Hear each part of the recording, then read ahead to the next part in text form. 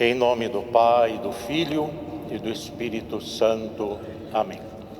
Eminência reverendíssima, irmãos no santo sacerdócio e irmãos em nosso Senhor Jesus Cristo.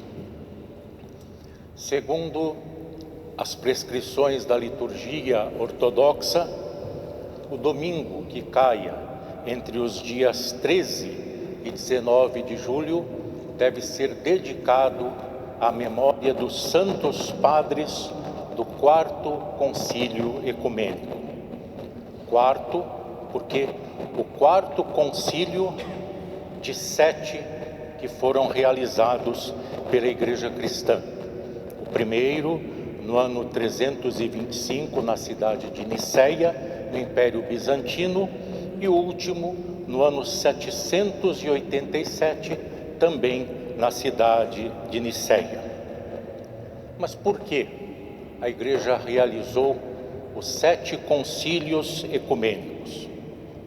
Nós poderíamos dizer que a função dos concílios, dos santos padres, nossos pais na fé, guiados pelo Espírito Santo ali reunidos, era a tarefa de bem pensar a fé cristã, no sentido de esclarecer as doutrinas, de dirimir as dúvidas surgidas e principalmente de refutar os erros que por vezes eram pregados numa interpretação incorreta das Sagradas Escrituras e da santa tradição da Igreja. E a Igreja não inventou os concílios. A Igreja simplesmente continuou seguindo o exemplo dos próprios apóstolos. Quem ler o livro dos Atos dos Apóstolos verá no seu capítulo 15 que ali foi realizado um concílio da Igreja.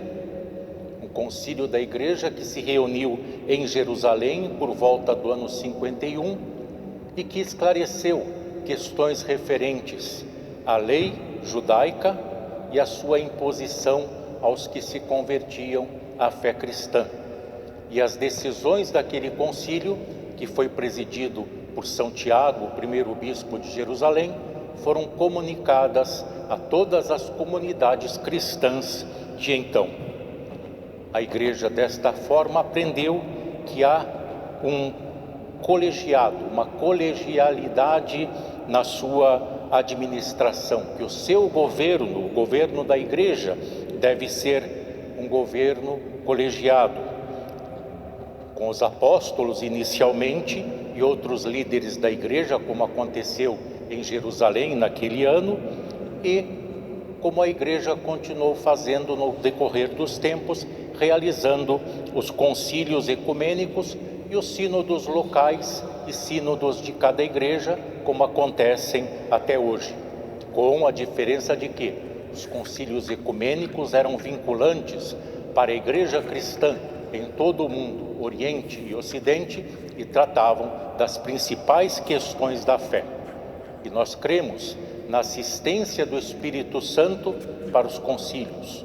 Nós cremos na assistência do Espírito Santo para a Igreja, não para alguém sozinho dentro da Igreja, mas para o grupo, para o colegiado apostólico, porque assim fizeram os santos apóstolos. Esta é a vontade do próprio Jesus Cristo.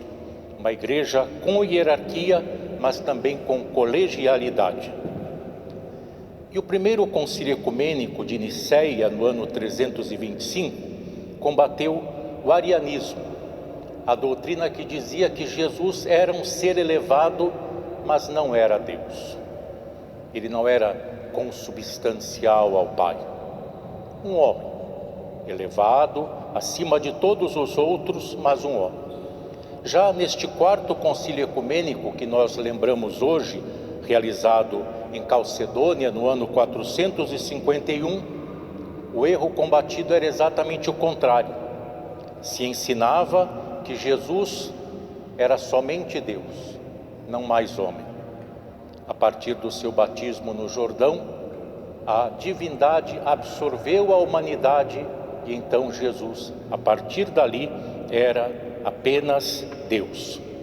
Naturalmente, Isto contradizia os santos evangelhos, contradizia os ensinos, os escritos dos santos apóstolos, tanto verbalmente como nas suas epístolas, porque São João, o apóstolo, registrou claramente no seu evangelho: no princípio era o Verbo, e o Verbo estava com Deus, e o Verbo era Deus. Uma plena identificação do Verbo com o próprio Pai, com o próprio Deus. E depois ele diz: e o Verbo se fez carne e habitou entre nós, e vimos a sua glória, glória como do unigênito Filho do Pai. Este é apenas um exemplo do ensinamento apostólico sobre a divindade e humanidade de Jesus Cristo. Jesus, Deus de Deus, luz de luz, Deus verdadeiro de Deus verdadeiro, consubstancial ao Pai. Homem verdadeiro, gerado e nascido do ventre da Santíssima Virgem Maria. O Deus homem, Jesus Cristo, a união sem confusão da natureza divina com a natureza humana. E foi por isso que, para que Jesus nascesse, o Espírito Santo tornou a Mãe de Deus a mãe de Jesus Cristo, a mãe do nosso Salvador. Porque se Jesus fosse apenas homem, como diriam os arianos, a sua morte na cruz não teria valor de salvação para ninguém. Um homem, por bom e santo que seja, se ele se oferecer em sacrifício, ele é um mártir, ele é alguém de grande valor, mas ele não é o Salvador. Ele não pode salvar ninguém dos seus pecados derramando o seu sangue. E se Jesus fosse apenas Deus depois do batismo, Deus teria sido crucificado e morrido na cruz. Um absurdo se se pensa que Deus pode morrer, e uma farsa, porque se Deus não pode morrer, a morte não foi real.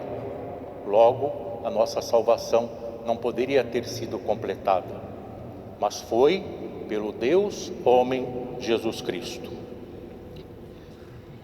Isso então foi o que, de forma clara, o concílio de Calcedônia, o quarto ecumênico, lembrou, ensinou, transmitiu, e a Santa Igreja conservou e deve conservar até o fim dos tempos. E como dito, as decisões dos 7 concílios ecumênicos foram normativas para toda a Igreja.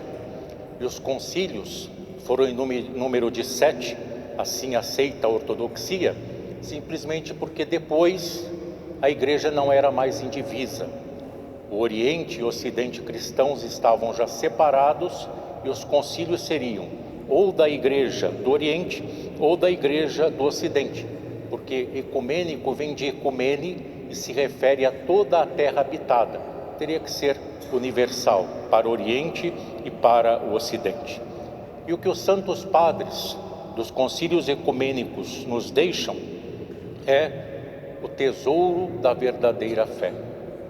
Eles nos deixaram este tesouro do qual nós devemos cuidar e que devemos transmitir para as gerações vindouras.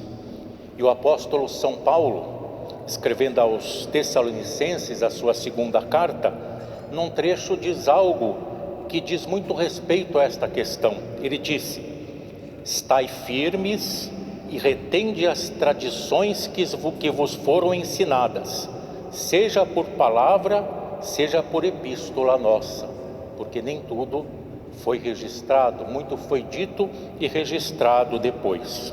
Então esta é a verdadeira tradição da Igreja, esta conservação da verdadeira fé, a sua vivência.